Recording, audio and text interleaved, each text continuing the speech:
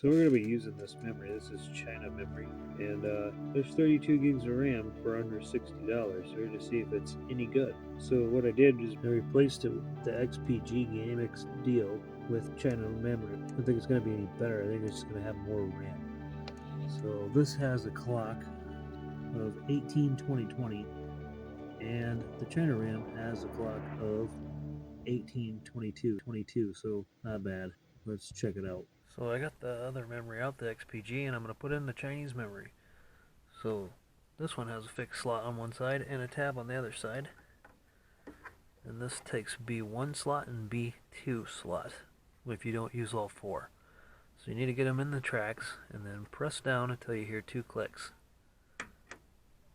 That's it. So we'll get this in here.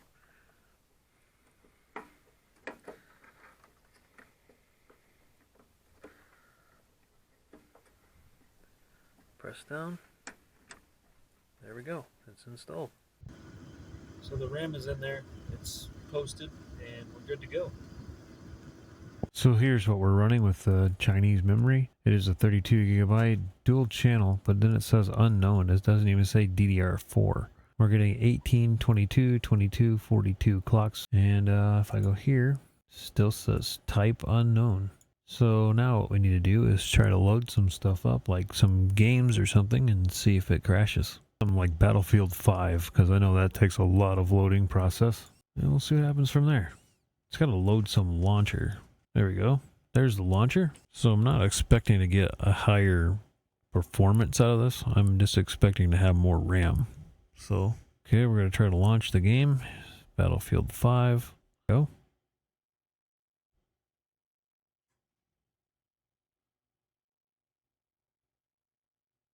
I know this one's quite intensive on loading, so that's why I wanted to play this one.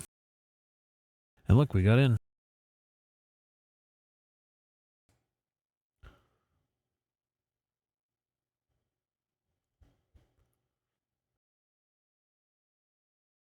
So we're going to play. We go to War Stories, and let's resume this one. Resume.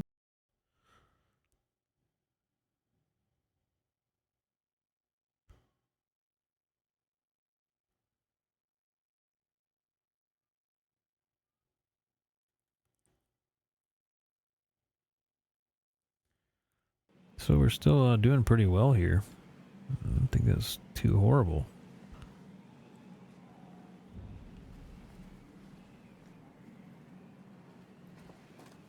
We'll just quickly run this way and then we'll end this because it's not a gaming video. It's just to show you that the RAM is working and performing.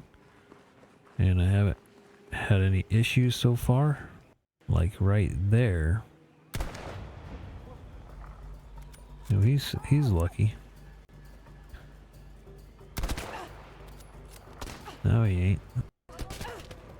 And get up here.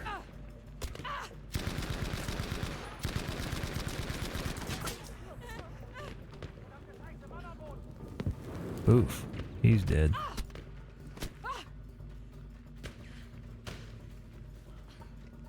Oh, look, another guy. And how come all these guys are back? I mean, I was already through this crap. There's a guy there. Whoops. I'm out of ammo. I can't see shite either because you dumbasses used a grenade. Smoke grenade. Kom igen.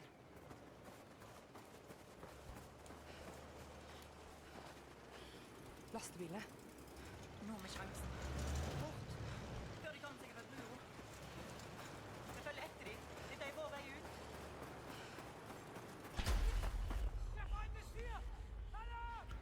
Uh-oh. Ringer kommando. Det er datteren min. Meine Tochter.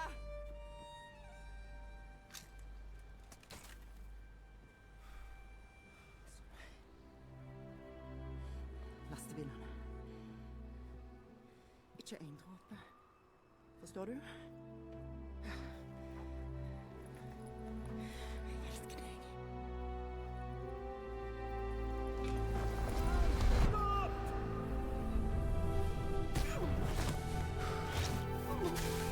Wow.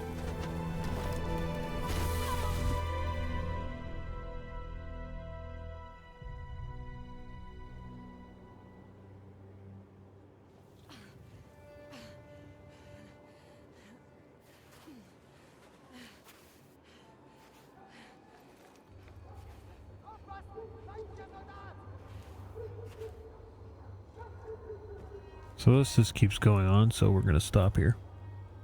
But we did make it to the bridge, and the game ran good. We could load Sleeping Dogs quick to see how good that does.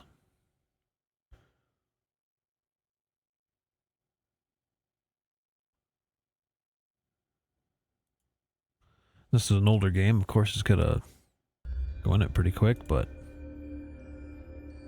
as you can see I have no issues. So even though it was cheap RAM, it doesn't have bad performance. So let's just see what happens if I go in here.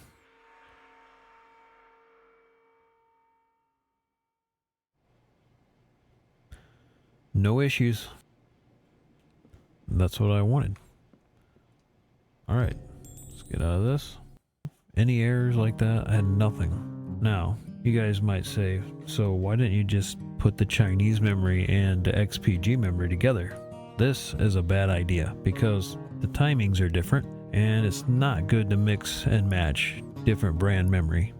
It is possible if the clocks are the same, yes, you can get away with it, but the clocks are not the same on these, and I didn't want a bunch of blue screens and a bunch of memory errors with running just the Chinese memory.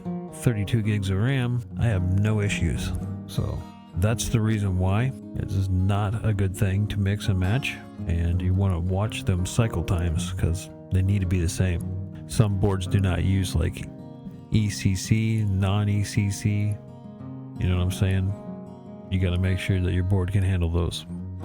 Most typical boards do not use ECC, so like gaming desktops or whatever you're going to use. Basically, when you install RAM, you want to make sure you're grounded. You have no static electricity on you because RAM is very sensitive, and if it gets shocked, you can damage it easily.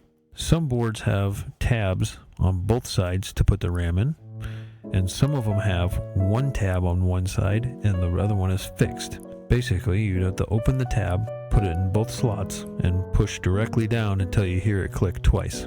Now, if you have the two tabs, you need to open both tabs before you put the RAM in the slot and push down. And that's about how easy it is to install RAM. So here it is in DX Diagnostics. We have 32 gigs of RAM. It shows up here. It's in a little program you can use called CPU-Z. And we got the main board here, CPU, and memory. So go back into memory here. We got dual channel memory, DDR4. So this is telling us the type. It doesn't say unknown. And we have 32 gigabytes. So there you go. Now I know that all these companies that are Chinese that are going to make this RAM are not going to be great. But this one worked out for me. And I can show you what the link is and where I got it and how I got it under $60. So I hope you guys liked this video, and if you liked it, please give me a like, and if you want to see more like this in the future, please subscribe. Thank you for watching.